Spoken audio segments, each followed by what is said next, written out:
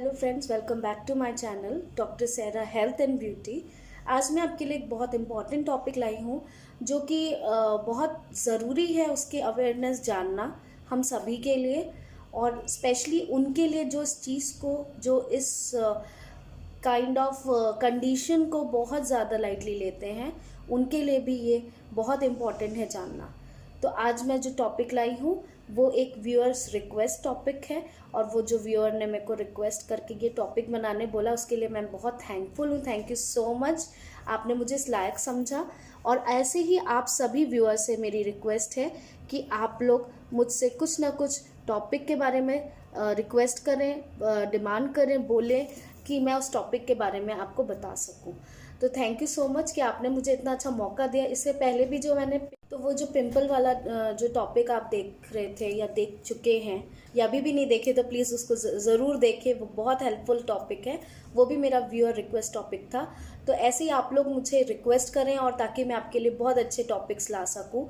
जो आशा है कि आप आगे भी ऐसे रिक्वेस्ट करते रहें मेरे से, ताकि मैं आपके सामने एक अच्छे टॉपिक्स की वीडियो ला सकूँ और आप लोग उसके देखें और अपने फ्रेंड्स को भी शेयर करें, अपने पेरेंट्स को शेयर करें, अपने पूरे कलीग्स में शेयर करें। जहां आपको शेयर करना आप करिए, और मेरे को please please please like, subscribe और शेयर ज़रूर करें मेरी वीडियोस को। और अगर अब तक आपने अगर नहीं किया है तो प्लीज़ उसे करिए, और अगर आपने कर दिया तो उसके लिए बहुत बहुत थैंक यू।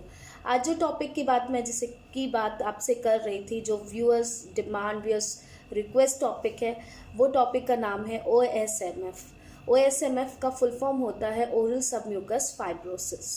ये एक प्रकार की कंडीशन होती है जो कैंसर से पहले आपके या किसी के भी जो पेशेंट होता है या जो सफरर होता है, उसके मुंह के कोई भी हिस्से में ये हो सकता है। तो इसे हम प्री कैंसीरियस लेशन भी बोलते हैं और प्री कैंसीरियस कंडीशन भी बोलते हैं। तो एक्चुअली प्री कैंसीरियस का मतलब ही आपने यहाँ पे समझ लिया है। प्री कैंसीरियस यानी जो कैंसर, जो मुंह की कैंसर यानी ओरल कैंसर की पहले की जो स्थिति होती है या जो स्टेज होती है, वो हमें एक प्रकार की चोट रूपी, जो चोट की तरह दिखने वाली, यू कैन से चोट की तरह दिखने वाली एक लेशन के वजह से हमें ये पता चल जाता है कि ये कैंसीरियस, ये जो लेशन है ये कैंसीरियस हो सकता है। अब हम बात करेंगे कि OSMF होता क्या है। पहली बात तो एक सिंपल, ये बहुत कॉम्प्लिकेटेड चीज़ होती है जिसे मैं बहुत सिंपल लैंग्वेज में या सिंपल बातचीत की तरीके से मैं आपको समझाना चाह रही हूँ। ओरल सबम्यूकस फाइब्रोसिस जिसे कहते हैं, ये एक प्रकार की, आपने देख लिया कि कंडीशन होती है, मतलब आपके कैंसर के पहले का एक ऐसी चोट का निशान जिसे हम कहते हैं, जैसे चोट के निशान होते हैं वैसे ही चोट के निशान की तरह ये हमारे गाल के तरफ, तालू के तरफ या मुंह में कहीं भी जहाँ पे कनेक्टिव टिश्यू फैले हुए हैं, जहाँ पे फाइब्रस टिश्यू फैले हुए हैं, ये वहाँ पे होता है। ये एक प्रकार का फॉर्मेशन होता है फाइब्रस और कनेक्टिव टिश्यू का। कनेक्टिव टिश्यू, ये सब ये जो मैं बोल रही हूँ, कनेक्टिव टिश्यू, फाइब्रस टिश्यू, ये टिश्यू के प्रकार होते हैं।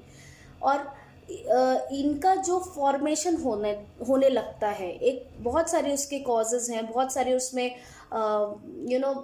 मीडिया में ये ऐसे कंडीशन डेवलप हो जाती है कि इसके फॉर्मेशन शुरू हो जाता है, और ये फिर हमें रिजल्ट देता है OSMF। ऐसे प्री कैंसीरियस लेशंस बहुत सारे होते हैं, जैसे कि एक ल्यूकोप्लेकिया भी उसमें से एक है, जिसका वीडियो भी मैं आपको आने वाले वीडियोस में आपको देखने मिलेगा। आज हम बात कर रहे हैं OSMF की। तो ये जो होता है ये एक्चुअली ओरल सबम्यूकस मेम्ब्रेन में होता है। आपको नाम से ही समझ में आ गया होगा कि इसका जो कनेक्शन है वो ओरल सबम्यूकस मेम्ब्रेन से है। मतलब हमारे मुंह के पूरा जो लेयर है स्किन की, वो ओरल सबम्यूकस मेम्ब्रेन की बनी हुई है और वहाँ पे होता है। और ये कभी कभी फेरिंग्स, आपने सुना होगा फेरिंग्स, जो हमारा फेरिंग्स, लैरिंग्स आपने सुना होगा, फेरिंग्स तक पहुंच जाता है। तो कई कंडीशंस में ऐसा देखा गया है, कई उसमें स्टेजेस में ऐसा देखा गया है कि ये इतना फैल के फेरिंग्स में भी जा सकता है। तो ये जनरल लैंग्वेज में मैंने आपको आज बता दिया कि ये OSMF होता क्या है। अब आप ये जानिए कि ये इसका क्यों ये प्रॉब्लम होती है या इसके कॉजेज़ क्या हैं। तो अब हम इसके कॉजेज़ में जाएंगे। सबसे पहला इसका रीज़न है कि ये पान, गुटखा, तंबाकू और सुपारी खाने से, जो लोग बहुत ज़्यादा पान, गुटखा, तंबाकू, सुपारी जैसी चीज़ों को यूज़ करते हैं, उन लोगों में ये चीज़ें बहुत कॉमन हैं और बहुत फ्रीक्वेंटली उनको ये बीमारी होती है। दूसरा हम देखते हैं कि ये इम्यूनोलॉजिकल डिजीज़ वालों को ज़्यादा होता है। इम्यूनोलॉजिकल डिजीज़ में रुमाटिड अर्थराइटिस, जिसे आपने सुना होगा, रुमाटिड अर्थराइटिस आता है। ल्यूपस जिसे है, ल्यूपस की प्रॉब्लम जिसे है उसको आती है, उसको ये बीमारी प्रॉब्लम होती है। और कॉलिक डिजीज़ एक इंटेस्टाइन की डिजीज़ होती है, उसमें भी ये आपको ज़्यादा देखने को मिलता है कि OSMF लोगों को फ्रीक्वेंटली उन पेशेंट्स को ज़्यादा होता है। थर्ड पॉइंट है इसका एक्सट्रीम कंडीशन। एक्सट्रीम कंडीशन में जैसे कि अचानक से ठंडी, अचानक से गर्म कंडीशन जो होता है, क्लाइमेटिकल कंडीशन होता है। अगर आप कहीं पे हैं जहाँ पे बहुत एक्सट्रीम हॉट है और फिर आप कहीं जा रहे हैं जहाँ एक्सट्रीम कोल्ड है, तो बॉडी वो एडजस्ट नहीं कर पाता है उस क्लाइमेटिकल कंडीशन को, तब भी हमें ये इस टाइप की प्रॉब्लम्स हो सकती हैं। फोर्थ पॉइंट है प्रोलॉन्ग डेफिशिएंसी ऑफ आयरन। अगर आयरन की बहुत टाइम तक डेफिशिएंसी चल रही है, और या फिर कोई भी विटामिन की, विटामिन A, B और खासकर विटामिन B की, क्योंकि विटामिन B की डेफिशिएंसी से आपने सुना भी होगा कैंसरियस प्रॉब्लम बहुत ज़्यादा डेवलप होते हैं। तो विटामिन B भी एक रीज़न है। विटामिन C के वजह से भी होता है। और विटामिन C जो होती है उस पर भी मैं एक वीडियो लेके आऊँगी, जो प्रिवेंट करती है कैंसर कंडीशन को बनने से, वो रोकती है। तो prolong deficiency of iron and vitamins के वजह से भी हमें ये इस टाइप की जो बीमारी है, प्री कैंसरियस कंडीशन है, ये हो सकती है। अब हम इसके सिम्टम्स में जाएंगे। इसका पहला सिम्टम है ट्रिस्मस। ट्रिस्मस क्या होता है? मुंह का खुलना जब कम हो जाता है, मतलब जो हमारा नॉर्मल माउथ ओपनिंग होता है, हमारे सब में एक अलग अलग डिफरेंट स्टेज में माउथ ओपनिंग का एक वो रहता है। अगर बच्चे का माउथ ओपनिंग अलग होगा, एडल्ट का अलग होगा, मेल का अलग होता है, फीमेल का अलग होता है, और इंडिविजुअली भी अलग होता है। तो जो नॉर्मल माउथ ओपनिंग है वो हमारी जो इन पेशेंट्स में कम हो जाती है, मतलब उनको मुंह खोलने में प्रॉब्लम होती है, डिफ़िकल्टी का सामना करना पड़ता है। दूसरा पॉइंट है बर्निंग सेंसेशन। और कोई भी चीज़ खाते हैं, अगर वो उतना स्पाइसी फूड भी नहीं होगा, थोड़ा सा नॉर्मल जो इंडियन फूड बनता है वो भी होगा, तो भी एक बर्निंग सेंसेशन होगी, बहुत जलन होती है, खाना खाने की इच्छा नहीं होती है, क्योंकि वो बर्निंग इतनी होती है खाना खाने में कि खाना खाना की बिल्कुल इच्छा नहीं होती है। दूसरा, वहाँ पे पेन होता है, बहुत ज़्यादा पेन होता है, उस लेशन में भी पेन होता है, मुंह खुल नहीं रहा है आपका, ऑब्वियसली पेन होगा, वहाँ पे भी चोट टाइप का हो जाता है, वहाँ पे भी आपको पेन होगा। दूसरा, आपको बर्निंग सेंसेशन हो रहा है तो भी आपको तकलीफ तो होगी। फिर उसके बाद हमें गुटकने में भी तकलीफ होती है, क्योंकि हम ठीक से चबा नहीं पा रहे हैं, वहाँ पे गुटकने में भी आपको पेन होगा। जैसे अक्सर हम जब हमारा क्लाइमेट चेंज होने की वजह से हमें थ्रोट इन्फेक्शन होता है, बहुत लोगों को होता है, खासकर मुझे तो बहुत ज़्यादा ऑब्वियस हो जाता है थ्रोट इन्फेक्शन, तब भी हमें गुटकने में कोई भी चीज़, इवन पानी गुटकने में भी, इवन हम नॉर्मल टाइम में भी ऐसे रहते तो भी हमें पेन होता है। तो उससे भी क्रॉनिक पेन होता है, वो पेन भी आपको सिंपल पेन सहा नहीं जाता, सोचिए वो पेन कितना ज़्यादा उसमें हाई फ्रिक्वेंसी में होता होगा। फिर इसमें क्या होता है, सलाइवेशन बढ़ जाता है। इस कंडीशन में थूक ज़्यादा बनती है नॉर्मल जो आपका रेंज है उससे। देन नेक्स्ट पॉइंट है कि हियरिंग लॉस हो जाती है, यानी सुनने की शक्ति ख़त्म हो सकती है, सुनने की शक्ति धीरे धीरे कम होती जाती है, सुनाई कम देता है, वो भी एक फैक्टर है इसमें जो होता है। बहुत सारे पेशेंट्स में देखा गया है कि even they going to in a deaf stage, बिल्कुल उन्हें सुनाई कम देता है, और इवन वो बहरे हो जाते हैं। एक स्टेज आती है जब उन्हें बिल्कुल ज़ीरो सुनाई देता है, तो ये एक कंडीशन होती है। कुछ पेशेंट में ये भी पाया गया है कि ड्राई माउथ हो जाता है। ड्राई माउथ मतलब सलाइवेशन एकदम बंद हो जाता है और पूरा मुंह सूखता है, और आपका जो जितना सलाइवेशन होना चाहिए, जितना लिक्विड होना चाहिए आपके मुंह में, जितना गीलापन होना चाहिए, उससे बहुत मतलब ना के बराबर होता है। तो ये भी एक सिम्टम है इसका। ईटिंग, विस्लिंग, ब्लोइंग, सकिंग, ये सब जो मूवमेंट होना चाहिए, जो मुंह का नॉर्मली हम सबके माउथ में होता है, वो भी पूरी ख़त्म हो जाती है। माउथ ऑफ मूवमेंट डिसबैलेंस हो जाता है। अब हम इसके ट्रीटमेंट में आते हैं। ट्रीटमेंट में इसके कंडीशन वाइज होती है, आई मीन स्टेजेस वाइज होती है। अगर फर्स्ट स्टेज में है या उतनी सीरियस स्टेज में अगर पेशेंट नहीं है, तो उन पेशेंट को हम मल्टीविटामिन्स की टैबलेट, स्टेरॉइड्स की टैबलेट, कॉर्टिकोस्टेरॉइड्स की टैबलेट्स देते हैं। और उससे कंट्रोल अगर होता है तो वो टैबलेट्स जो हैं ट्रीटमेंट की, वो 3 साल तक चलती हैं। मल्टीविटामिन्स और मिनरल्स की टैबलेट खासकर, और कॉर्टिकोस्टेरॉइड्स और स्टेरॉइड्स की टैबलेट्स भी चलती हैं। उसके बाद अगर कंडीशन बहुत ज़्यादा सीरियस है, अगर पेशेंट में काफ़ी स्टेज ऐसी हो गई कि अब वो टैबलेट से वो बात नहीं रुकेगी, तो उसके लिए हम कॉर्टिकोस्टेरॉइड्स और स्टेरॉइड्स के इंजेक्शंस यूज़ करते हैं, और उससे वो बीमारी रुक जाती है, बढ़ती नहीं है। और कभी कभी ये भी होता है कि वो ज़ीरो पे भी आ जाती है, वो कंडीशन ख़त्म भी हो जाती है। और ऐसे बहुत सारे पेशेंट्स में होता है, वो पेशेंट के ऊपर भी डिपेंड करता है। मैं आगे चल के आपको बताऊंगी कि डूज और डोंट्स में क्या करना चाहिए अगर आप इस टाइप के ट्रीटमेंट ले रहे हैं।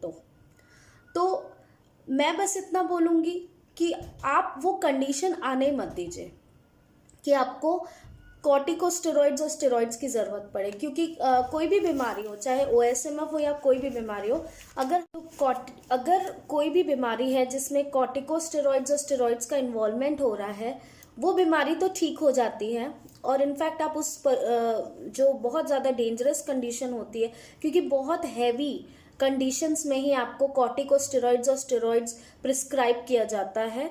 कोई भी नॉर्मल छोटी सी बीमारी के लिए या वायरल के लिए आपको कभी कोई कॉर्टिकोस्टेरॉइड्स और स्टेरॉइड्स नहीं देगा।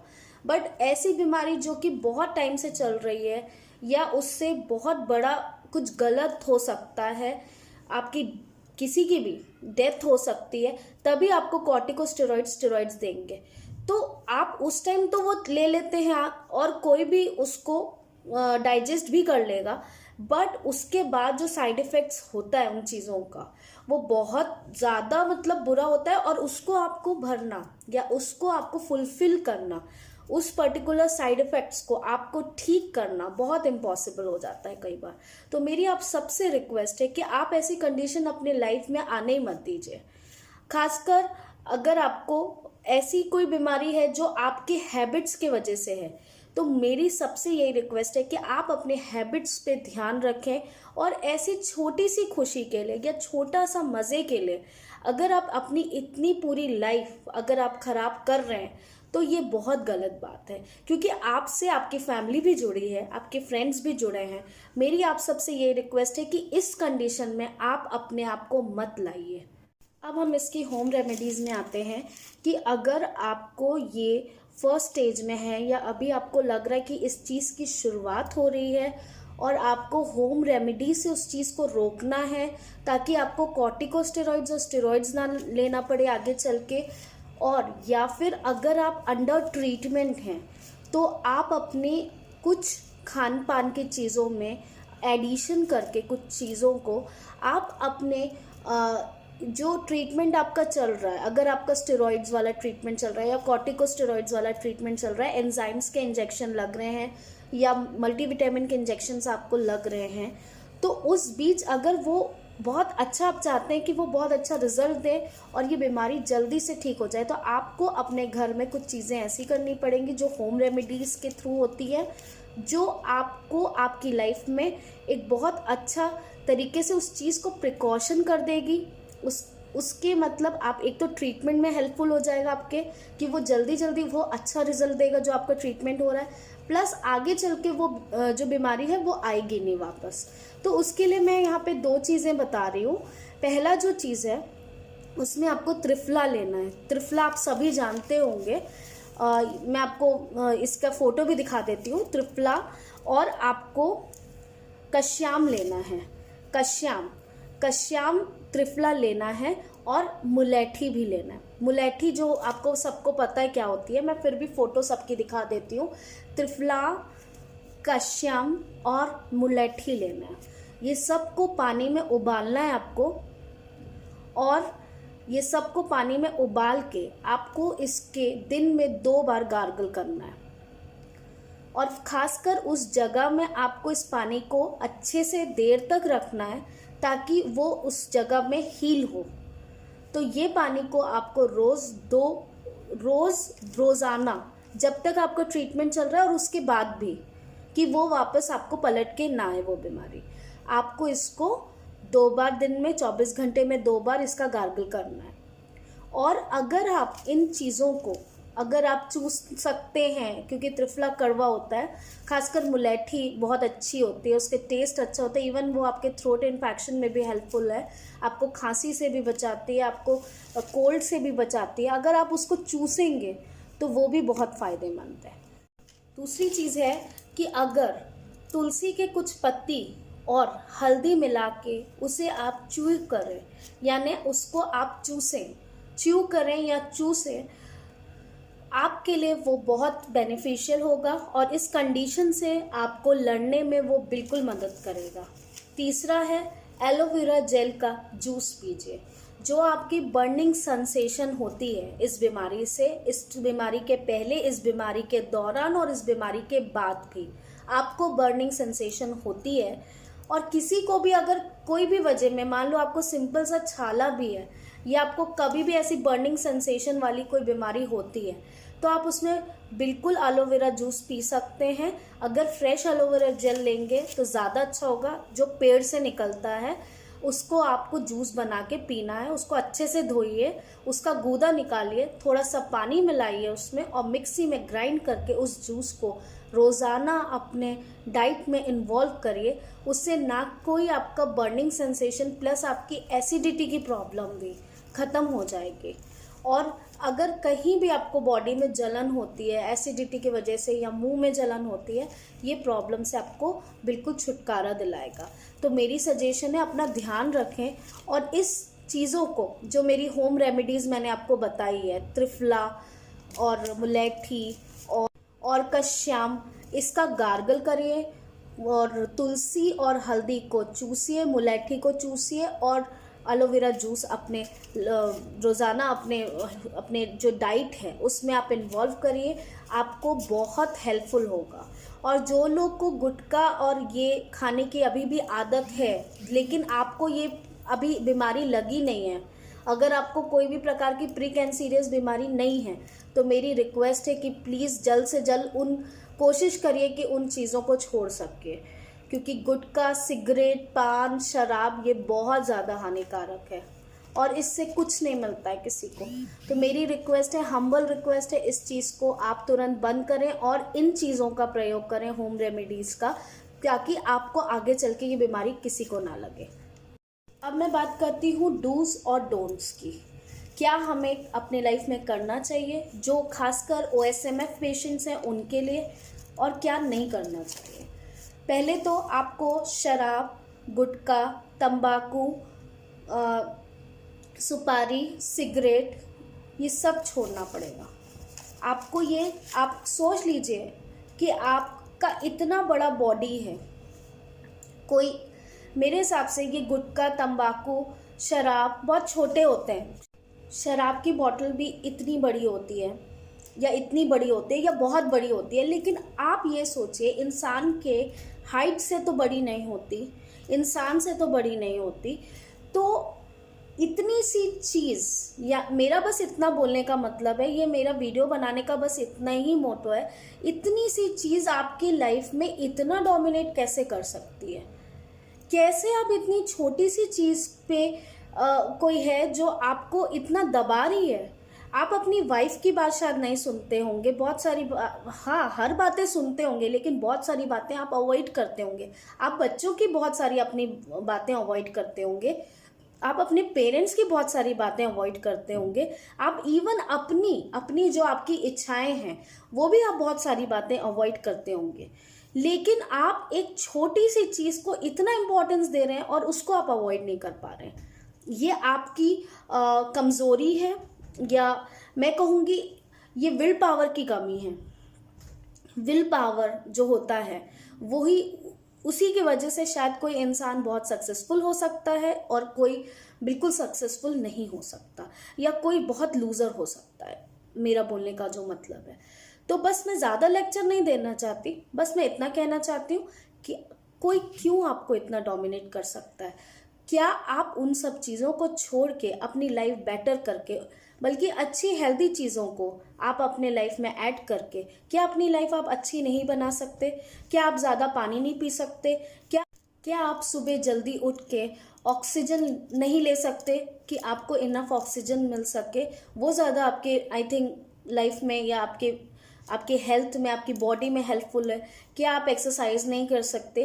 क्या आप जंक फूड कम नहीं कर सकते? आप कर सकते हैं। आप अगर चाहें तो सब कुछ कर सकते हैं, और अगर आप चाहें तो कुछ भी नहीं कर सकते। तो मेरा बस डूज और डोंट्स का फर्स्ट पॉइंट ये है कि आपको ये सब चीज़ें छोड़नी पड़ेंगी अभी इसी वक्त। आपको ना तंबाकू खाना है, ना आपको सुपारी खानी है, ना आपको अल्कोहल लेना है, ना आपको पान खाना है। अगर आपको ये सब चीज़ों की तलब होती है तो आप सौंफ खाइए। सौंफ बहुत हेल्दी चीज़ होती है, आप उसमें अजवाइन मिला के खाइए। जीरा खाइए जो आपकी बॉडी के लिए बहुत अच्छा होता है। जीरा, अजवाइन और सौंफ को आप मिला लीजिए, मिश्री मिला लीजिए थोड़ी सी, आपको वो जो आपकी च्युइंग की हैबिट है वो भी वो ख़त्म कर देगा।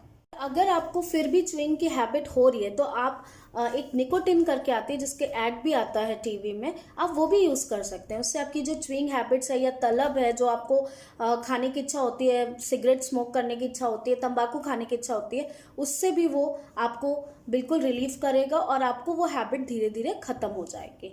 तो मेरे हिसाब से तो आपको खुद ही अपने आप को स्वस्थ और अच्छा करना पड़ेगा, ये आपके हाथ में है। फिर जो OSMF का बीमारी जिसे चल रही है, या OSMF का ट्रीटमेंट जिसे चल रहा है, या अभी आपको पता चला है कि आपको OSMF हुआ है, ऐसे पेशेंट्स को टी, कॉफ़ी जैसी चीज़ें भी अपने लाइफ में, मैं ये तो नहीं बोलूँगी ख़त्म करिए, लेकिन कम करना पड़ेगा।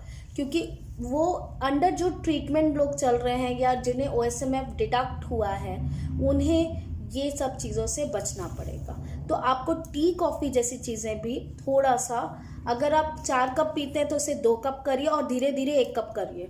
आपको ये करना पड़ेगा। तो आपको ये सब चीज़ों से आपको मेंटेन करना पड़ेगा कि आपको कितना कॉफ़ी पीना है, कितना टी पीना है। कोल्ड ड्रिंक तो बिल्कुल सोचेगा मत ऐसे पेशेंट्स। कोल्ड ड्रिंक और सॉफ्ट ड्रिंक जैसी चीज़ें तो बिल्कुल नहीं लीजिएगा। मैं हार्ड ड्रिंक के लिए भी मना कर रही हूँ और सॉफ्ट ड्रिंक के लिए भी मना कर रही हूँ। इस टाइप के पेशेंट्स में देखते हैं बर्निंग सेंसेशन बहुत ज़्यादा होती है और कभी कभी इतनी हो जाती है कि वो सिंपल खाना भी नहीं खा पाते। तो ऐसे पेशेंट्स को, जो इन लोग को OSMF है, जो लोग सफ़रर हैं, उनको मैं बस एक चीज़ और सजेस्ट करूँगी कि आप स्पाइसी फूड बिल्कुल बंद कर दें। से नो टू स्पाइसी फूड्स, जिसमें खासकर लाल मिर्ची हो, मिर्ची मसाला हो, ये सब चीज़ें आपको बिल्कुल ख़त्म करनी होगी, अवॉइड करनी होगी, और आपको एक सिंपल सादा बॉइल्ड खाना खाना पड़ेगा। फिर लास्ट पॉइंट ये है कि आपको ओरल हाइजीन मेंटेन करना पड़ेगा। ओरल हाइजीन पे मैं पहले भी, मेरा फर्स्ट वीडियो जो मैं बनाई थी वो ओरल हाइजीन मेंटेनेंस पे था, कैसे मेंटेन करना चाहिए, वो सेकेंड वीडियो है। तो आप ओरल हाइजीन मेंटेन करिए, उससे आपकी बड़ी से बड़ी जो प्रॉब्लम्स है, जो बीमारी है, वो ख़त्म हो जाएगी। और ख़ासकर जो पेशेंट OSMF वाले हैं, उनको मैं यही सजेस्ट करूँगी कि प्लीज़ ओरल हाइजीन का ज़रूर से ध्यान रखें। और आज की वीडियो में बस इतना ही है। मेरी बस आपसे एक ही रिक्वेस्ट है कि देखिए, मेरा किसी के पर्सनल लाइफ में कोई हक नहीं है, लेकिन मेरा बस एक मोटो है कि ये वीडियो स्टार्ट करना, अपने जो चैनल है उसको स्टार्ट करने का बस मेरा एक ही मोटो है कि सब स्वस्थ रहें, हेल्दी रहें और हैप्पी रहें। अगर आप हेल्दी हैं तो आपके पास पैसा भी है, धन भी है, और सब कुछ आपकी ज़िंदगी में अपने आप वापस आ जाएगा जो चला गया है। कोई भी चीज़ का स्ट्रेस मत लीजिए। अगर आपको स्ट्रेस है तो मेरी बस एक ही आपसे गुजारिश है कि कई लोग से मैंने सुना है कि हमको बहुत स्ट्रेस है इसलिए हम शराब पीते हैं, हम तंबाकू खाते हैं, हम सिगरेट पीते हैं। अगर आपको वाकई में बहुत स्ट्रेस है तो आप प्रार्थना करिए। अगर आप प्रार्थना करेंगे, तुरंत उसी समय आपके घर में अगर मंदिर है छोटा सा, जो हिंदू हैं, जो मुस्लिम हैं, अगर आपकी कोई ऐसी जगह होगी जहां आप अपने ऊपर वाले को याद करते हैं, जो क्रिश्चियंस हैं उनके यहाँ ऑल्टर होगा। जो मेरा कहने का बस इतना मतलब है कि आप अपने ऊपर वाले को याद करें। अगर आपको बहुत स्ट्रेस है, आपको बहुत गुस्सा आ रही है किसी भी बात पे, आप ऊपर वाले का नाम लीजिए, आप ऊपर वाले को याद करिए। मैं आपको लिख के देती हूँ। आपका जो कहना है कि शराब, सिगरेट, तंबाकू अगर आपका स्ट्रेस भुला सकता है, तो मैं आपको ये लिख के देती हूँ। अगर आप ऊपर वाले से उसी समय ये अपने स्ट्रेस को लेके जाएंगे, तो वो आपके स्ट्रेस को भुलाएंगे नहीं, बल्कि आपकी लाइफ से मिटा देंगे। तो वो ज़्यादा अच्छा है कि वो ज़्यादा अच्छा है? अब आप बताइए, टेम्पररी भुलाना ज़्यादा अच्छा है जो आपका शरीर भी खराब कर रहा है, या परमानेंट उस चीज़ को, उस स्ट्रेस को, उस प्रॉब्लम्स को मिटाना अच्छा है अपनी लाइफ से, जो आपका बिल्कुल भी कोई शरीर खराब नहीं कर रहा, ऊपर से आपको शांति, पीस, हैप्पीनेस और ऊपर वाला और आशीष दे रहा है और आशीर्वाद दे रहा है। तो आप मेरी बात पे गौर करिए और इस चीज़ को बिल्कुल हमें जितने भी यंग जनरेशन वाले हैं, खासकर यंग जनरेशन जो इन सब चीज़ों के पीछे भाग रहे हैं, हुक्का, शराब, गुटखा, ये सब चीज़ें जो होती हैं आपको सिर्फ तकलीफ, दुख और हॉस्पिटल्स के चक्कर और आपकी प्रॉब्लम्स को बढ़ाती हैं और स्ट्रेस को और ज़्यादा बढ़ाती हैं, ना कि कम करती हैं। आपको ज़रूर ऐसा लगता होगा कि टेम्प्ररी आपको उस सब चीज़ों से रिलीफ मिल गया है, बट आपको पता है क्यों रिलीफ मिलता है आपको? क्योंकि वो आपके दिमाग में जाके, आपके नसों में, जो आपकी सोचने की शक्ति है, जो आपकी समझने की शक्ति है, उसको शून्य कर देता है, उसको ख़त्म कर देता है, ताकि आप अपनी आप अपनी प्रॉब्लम से दूर हो जाए। आपको ऐसा लगता है, लेकिन आप अपनी प्रॉब्लम से दूर नहीं होते। आपकी नसें और जो काम करना था उसको, जो नॉर्मल वो काम करती है, उससे वो और ख़राब हो जाती है, उनका फंक्शन ख़राब हो जाता है। ये आपकी दिमाग की नसों को फंक्शन इसके ख़राब कर देती है। अब आप सोचिए मेरी बातों को, कभी भी आपको ऐसा लगता है, प्लीज़ अपने ऊपर वाले को याद करिए, ना कि तंबाकू, शराब और सिगरेट का प्रयोग करें। Thank you so much. आज का शायद मेरा वीडियो आपको अच्छा लगा होगा और हेल्पफुल होगा। और जो व्यूअर ने मेरे को रिक्वेस्ट किया था, अगर आपको बहुत अच्छा लगा मेरा वीडियो जो कि मैंने आपके कहने पे बनाया, प्लीज़ मेरी आपसे विनती है कि आप मुझे कमेंट करके बताएं।